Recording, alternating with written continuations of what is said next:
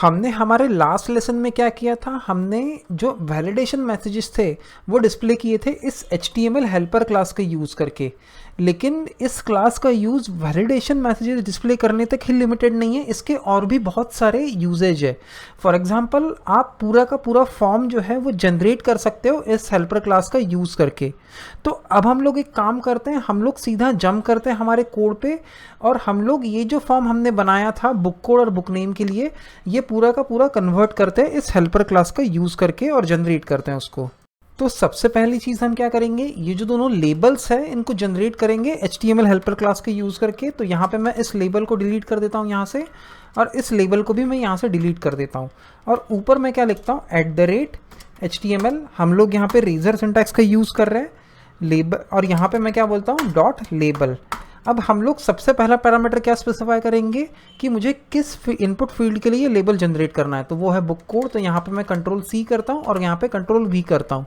Next हमें label actually में क्या देना है, तो हमने अभी लेबल दिया था बुक कोड, अब मैं सिंपली उसको कोड बोलता हूँ। अब नेक्स्ट जो लेबल है सिमिलर तरीके से हम जनरेट करेंगे, अगेन एक HTML जो है उसका यूज़ करके हम एक और लेबल जनरेट करेंगे। सबसे पहला पैरामीटर इनपुट बॉक्स का नेम, तो वो है बुक नेम। तो ये कॉपी करके यहाँ पे पेस्ट कर देता हूँ, और वो जो लेबल जो हमें डिस्प्ले करना है वहाँ पे, तो मैं इसको सिर्फ नेम बोलता हूँ। तो इस तरीके से हमने लेबल्स यहाँ पे जनरेट कर लिए हैं। अब नेक्स्ट मैं क्या करता हूँ, इनपुट बॉक्सेस को मैं री रेंडर करता हूँ इस हेल्पर क्लास का यूज़ करके। तो सबसे पहले ये जो इनपुट क्लास है मैं इसको कमेंट आउट कर देता हूँ, इंस्टेड ऑफ डिलीटिंग मैं इसको यहाँ पे कमेंट आउट कर देता हूँ। और उसके बाद यहाँ पे इसका यूज़ करके मैं इसको जनरेट करता हूँ। तो सबसे पहले मैं यहाँ पे बोलूँगा HTML, फिर उसके बाद मैं बोलूँगा टेक्स्ट बॉक्स फॉर। तो मुझे कौन सी मेथड यूज़ करनी है इस क्लास की, टेक्स्ट बॉक्स फॉर। और यहाँ पे मैं बोलूँगा टी डॉट, और टी डॉट मैं क्या बोलूँगा यहाँ पे, बुक कोड। तो ये जो कोड है ये मेरे लिए एक हेल्पर क्लास, ये जो हेल्पर क्लास है वो मेरे लिए एक नया इनपुट बॉक्स जनरेट कर देगा।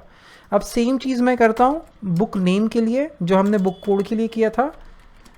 तो इस इनपुट टैग को भी मैं यहाँ पे कमेंट आउट कर देता हूँ, और यहाँ पे मैं बोलता हूँ HTML dot text box for.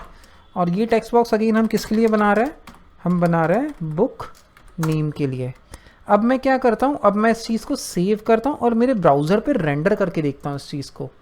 तो यहाँ पे आप देख सकते हैं ये जो था ये मेरा पुराना फॉर्म था, और ये जो था ये है, अब ये मेरा नया फॉर्म है।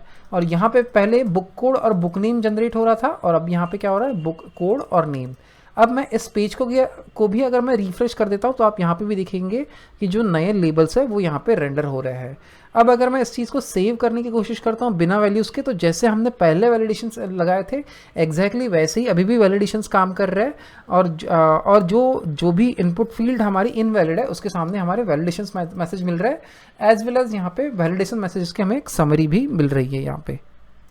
और अगर आपने मेरा लास्ट लेसन देखा होगा तो वहाँ पे आपने देखा होगा कि हमने ये जो वैल्यूज़ हैं इनको रिटेन करने के लिए फॉर्म सबमिट होने के बाद अगर फॉर्म इनवैलिड हो जाता है तो उन वैल्यूज़ को रिटेन करने के लिए हमने एडिशनली वैल्यू एट्रीब्यूट को असाइन किया था इनपुट बॉक्स को। फॉर एग्जांपल एक आपको दिखाता हूँ मैं यहाँ पे, लेट्स से मैंने XYZ 1 2 3 ये कोड को वैल्यू दी, और लेकिन नेम को मैं कोई भी वैल्यू ना देते हुए अगर मैं इसको सबमिट करता हूँ तो मेरा फॉर्म सबमिट नहीं होगा, लेकिन कोड की वैल्यू वैसी के वैसी मेरे फॉर्म में रिटेन होके रहेगी। तो ये करने के लिए मैंने लास्ट लेसन में क्या किया था, इनपुट बॉक्स को मैंने वैल्यू एट्रीब्यूट बाइंड किया था, लेकिन मुझे जब मैं टेक्स्ट बॉक्स फॉर मेथड का यूज़ करता हूँ तो मुझे एडिशनल कोई चीज़ परफॉर्म करने की ज़रूरत नहीं है, वो एक बाय डिफ़ॉल्ट ही जो मेरी वैल्यू है मेरे फॉर्म की वो रिटेन करेगा। लास्टली हम ये जो फॉर्म टैग है इसको भी कन्वर्ट करते हैं हमारे HTML हेल्पर क्लास में, और उसका यूज़ करके इस टैग को भी हम जनरेट करते हैं। तो मैं सबसे पहले क्या करता हूँ, ये जो फॉर्म टैग है इसको मैं डिलीट कर देता हूँ, और नेक्स्ट यहाँ पे मैं बोलता हूँ @using, और यूजिंग के अंदर मैं बोलता हूँ HTML डॉट, मुझे लिखना है यहाँ पे बिगिन फॉर्म। अब बिगिन फॉर्म जो है, बिगिन फॉर्म 3 पैरामीटर एक्सेप्ट करेगा। सबसे पहला पैरामीटर है मेरी एक्शन नेम। मेरी एक्शन नेम क्या है यहाँ पे, डिस्प्ले, जहाँ पे हमको फॉर्म सबमिट करना है। उसके बाद नेक्स्ट होगा मेरा कंट्रोलर नेम। मेरा कंट्रोलर नेम क्या है यहाँ पे, मेरा कंट्रोलर नेम है बुक कंट्रोलर। तो यहाँ पे मैं लिखूंगा book controller without the word book, without the word controller. तो यहाँ पे मैं सिर्फ लिखूंगा बुक, जो है मेरा कंट्रोलर नेम। और सबसे आखिरी में मुझे मेरा मेथड लिखना है, और वो मेरा मेथड कौन सा होगा, यहाँ पे होगा फॉर्म मेथड डॉट पोस्ट। तो मेरा मेथड जो है वो है पोस्ट। अब मुझे क्या करना है, सबसे आखिरी में मुझे ये जो मेरे सारे फॉर्म के एलिमेंट्स है इनको कर्ली ब्रेसेस में रैप कर देना है। सो ये बन गया मेरा ये बन गया मेरा HTML हेल्पर क्लास का यूज़ करके फॉर्म। अब मैं इस चीज़ को सेव करके मेरे ब्राउज़र पे लोड करता हूँ। यहाँ पे मैं क्या करता हूँ, इस फॉर्म को रीलोड करता हूँ। तो अब आप यहाँ पे देखेंगे कि वापस से मेरा फॉर्म वैसा का वैसा ही है। अब मैं अगर इसको सेव करता हूँ बिना किसी वैल्यूज़ को एंटर किए तो अगेन मेरे वैलिडेशंस काम कर रहे हैं। और अगर मैं कुछ जिब्रिश वैल्यू भी यहाँ पे एंटर करके अगर सेव पे क्लिक करता हूँ तो मेरा फॉर्म सक्सेसफुली यहाँ पे सबमिट हो रहा है और मुझे मेरी जो वैल्यूज़ है दोनों वो यहाँ पे डिस्प्ले हो रही है। तो ये था मेरा आज का लेसन जिसमें हमने HTML का जो हेल्पर क्लास है उसका यूज़ करके फॉर्म और उसके एलिमेंट्स को जनरेट किया। अब हम मिलते हैं हमारे अगले लेसन में। Thank you.